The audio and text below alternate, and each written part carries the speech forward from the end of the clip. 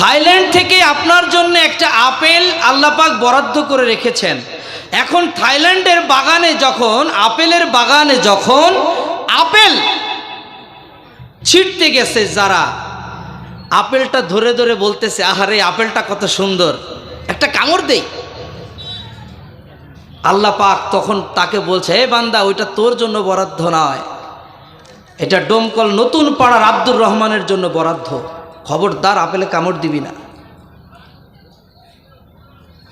ওই apple packeting করছে যে চিন্তা করছে আপেল একটা খাইলে তো দোষ নাই, আপেল একটু খেয়ে দেখি এটা কেমন স্বাদ। যখন আপেল কামড় দিতে যাবে তখন আল্লাহ পাক বলে দিচ্ছেন, আপেল এটা তোমার জন্য বরাদ্দ নয়, এই আপেলটা আমার ডোমকলের একজন আব্দুর রহমান আছে, ওর জন্য বরাদ্দ। আল্লাহু আকবার।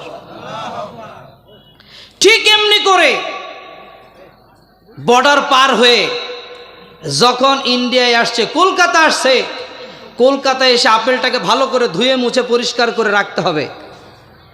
ধুয়ে মুছে রাখছে। ডোমকল থেকে ফলের দোকানদার কলকাতা গেছে এই আপেল আনতে। আপেলটা দেখে চমৎকার লাগছে, মনে চাইছে আপেলটা একটু খাই। যখন খেতে গেছে ওই দোকানদারকে বলছে, আল্লাহ খবরদার খাস না, এটা তোর জন্য বরাদ্দ, এটা ডোমকলের আব্দুর রহমানের জন্য বরাদ্দ। যখন ডোমকলের বাজারে এনে ওই আপেলটার ভিতরে বলেন তো 100 লোক হাত দিছে কি দেয় নাই? কিন্তু ওই আপেল কারো পেটের ভিতরে গেছে? এই আপেলটা কার পেটের ভিতরে যাচ্ছে? আব্দুর রহমানের। তার মানে রিজিক কার পক্ষ থেকে হয়? কার পক্ষ থেকে হয়? সে যত দূরেই হোক, সে যত দূরেই হোক, রিজিক আপনার জন্য বরাদ্দ থাকলে সেই রিজিক আপনি খাবেন। কথায় কথায় চলে আসছে, তাই ঘটনাটা বলে দেই। আমার বাংলাদেশের এক পাগল ছিল রাস্তায় ভিতরে। সে যত পাগলই হোক, নামাজ কাজা করতো না, নামাজ 5 ওয়াক্ত জামাতের সাথে পড়তো, এমন পাগল। একদিন চিন্তা করে দেখে, আমার তো ক্ষুধা লাগছে, কারো কাছে যাইয়া দেখি কিছু পাই কিনা। এক ব্যক্তি ছোলা বিক্রেতা, ছোলা আপনারা সোনা বলেন মনে হয় না, ছোলা বলেন, এই ছোলা বিক্রেতা তার কাছে যাইয়া বলে, ভাই আমার একটু ছোলা খেতে মনে চাচ্ছে, একটু ছোলা দাও, ছোলা খাই। যখন এই কথা বলছে, ছোলাওয়ালা বলছে, পাগলের বেটা সর, এই ছোলা তোর কাছে বিক্রি করব না, তোর জন্য আমার কাস্টমার নষ্ট হয়ে যাবে, যা যা যা। তখন পাগল বলে, ভাই এখানে অনেকগুলো ছোলা আছে, অনেকগুলো ছোলা আছে, এই ছোলার থেকে এই একটা ছোলা বাদ দিয়ে বাকি ছোলার থেকে কিছু ছোলা দাও। এবার দোকানদার চিন্তা করে, সব ছোলার ভিতরে একটা ছোলা কেন সে বাদ দিতে বললো, একটু জিজ্ঞাসা করে দেখি।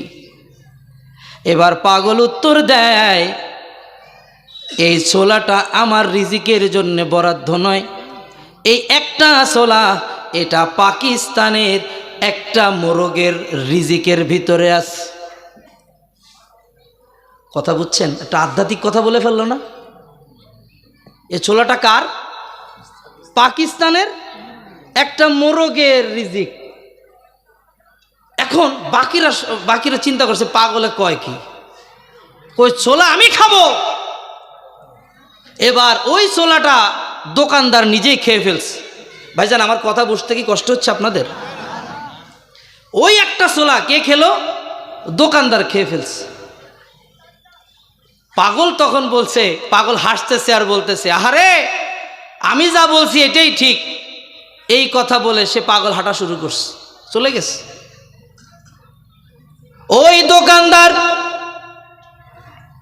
4-5 দিন পরে এমন অবস্থা, দম বন্ধ হয়ে যায়, নিঃশ্বাস নিতে পারে না, তার নাকের এই জায়গায় গিয়ে ছোলাটা আটকে আছে, কোনো ডাক্তার অপারেশন করে বের করতে পারে না।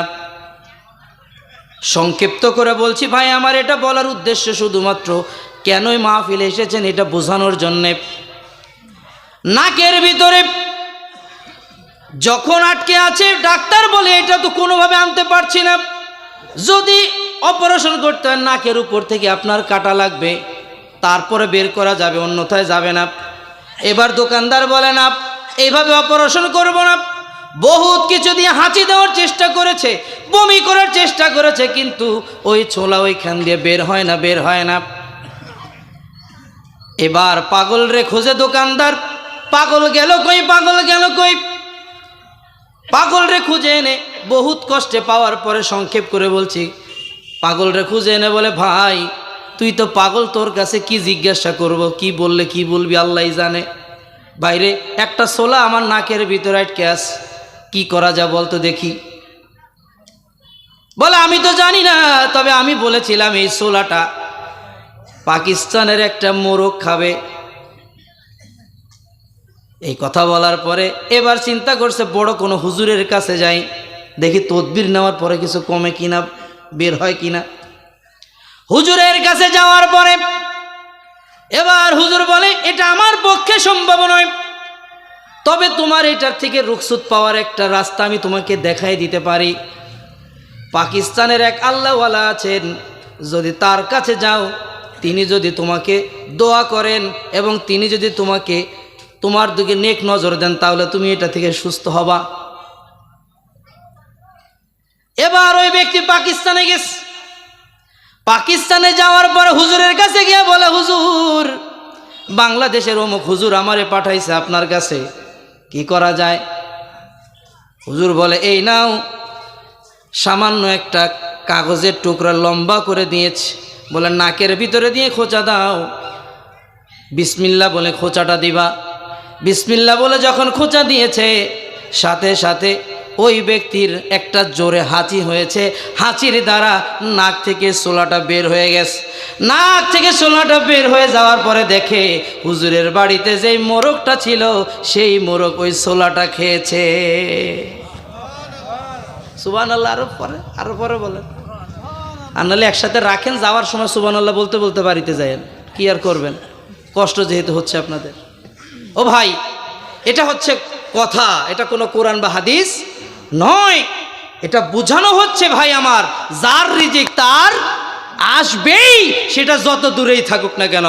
এই মাহফিলের জন্য আল্লাহ পাক আপনাকে মেহমান হিসেবে বানিয়েছেন। আপনারা আজকে এই মাহফিল কমিটির মেহমান নয়, আপনারা একমাত্র আল্লাহর মেহমান। আপনারা খুশি হন নাই ভাই আমার? তাহলে একবার জবান ছেড়ে চিৎকার মেরে বলেন আলহামদুলিল্লাহ। আরো জবান ছেড়ে বলেন আলহামদুলিল্লাহ।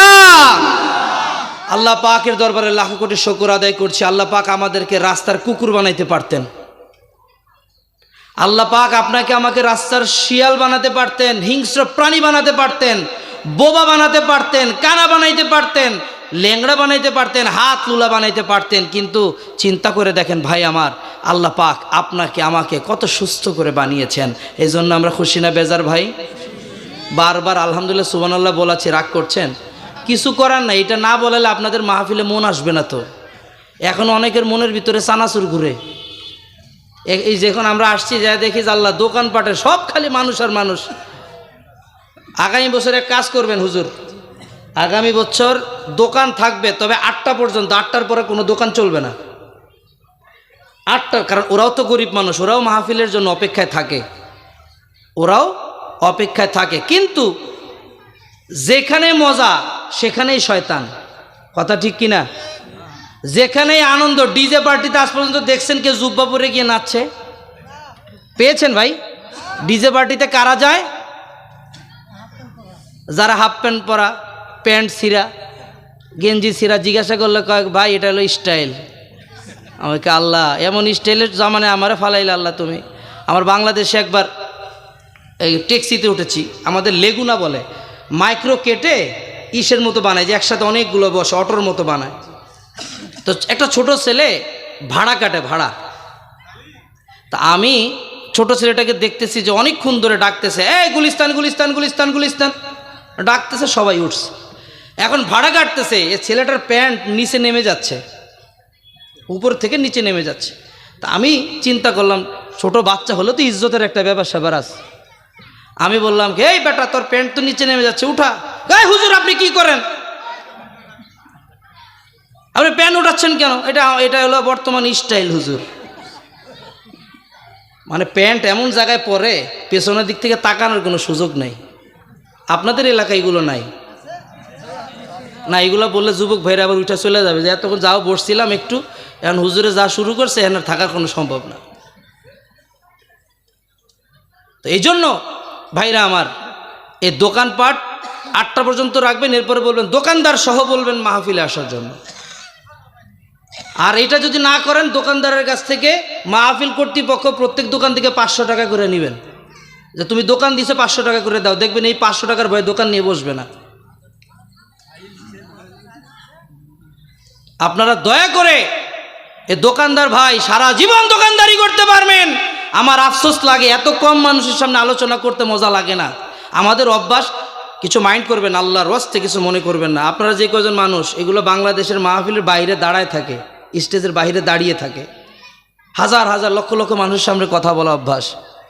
তারপরও আমি খুশি যে এই টাইমে এই 10:30টার সময়, শীতের সময়, শীতকে উপেক্ষা করে ঠান্ডার ভিতরে জমিনের উপরে বসে আপনারা আল্লাহর কথা শুনছেন। আলহামদুলিল্লাহ, আলহামদুলিল্লাহ, আলহামদুলিল্লাহ।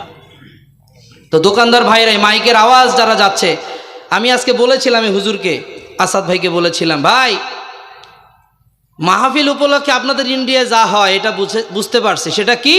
মাহফিলের জলসার আয়োজন হবে আর শ্বশুর জামাইরে দাওয়াত দিবে, শ্বশুর জামাইকে দাওয়াত দিবে, না হলে বোন বোনকে দাওয়াত দিবে, ভাই ভাইকে দাওয়াত দিবে। এই দাওয়াত দিয়ে আনার পর খাওয়া খাই হবে, এরপরে শেষ, জলসাও শেষ, দাওয়াতও শেষ। অথচ এই যার আমাদের এই জন্য বলে যে মোল্লা দিয়া সিন্নি খাইলি মোল্লা চিনলি না। মোল্লা দিয়া সিন্নি মানে তবারক, আমাদের দেশের ভাষা বলে মোল্লা দিয়া তবারক খাইলি মোল্লা চিনলি না। মাহফিলের মাধ্যমে আপনারা আসছেন দাওয়াতে, অথচ আপনারা মাহফিলে নাই। আল্লাহ পাক সেই সমস্ত ভাইদেরকে মাহফিলে এনে বসার তৌফিক দান করে। সকলে বলেন আমিন, আরো জোরে বলেন আমিন। ও আমার মা বোনেরা, আপনাদের হাতে ধরে পায়ে ধরে বলছি, আপনাদের ঘরের ভিতরে যদি স্বামী শুয়ে থাকে ঘাট ধাক্কা দিয়ে বের করে দেন। আপনার ভাই যদি থাকে ভাইকে ঘাট ধাক্কা দিয়ে বের করে দেন। আজকে জান্নাতের টুকরার মাহফিল আপনারা পেয়েছেন, আগামীকালকে এই মাহফিল আর পাবেন না। আগামী বছর বাঁচবেন এটার গ্যারান্টি আজ পর্যন্ত কেউ দিতে পারে নাই, জীবনেও পারবে না। জোরে বলেন কথা ঠিক কিনা ভাই? ভাইরা আমার, তাহলে সব প্রশংসা করতে হবে কার? জবান ছেড়ে বলেন কার? আল্লাহ পাকের প্রশংসা করতে হবে ভাই আমার।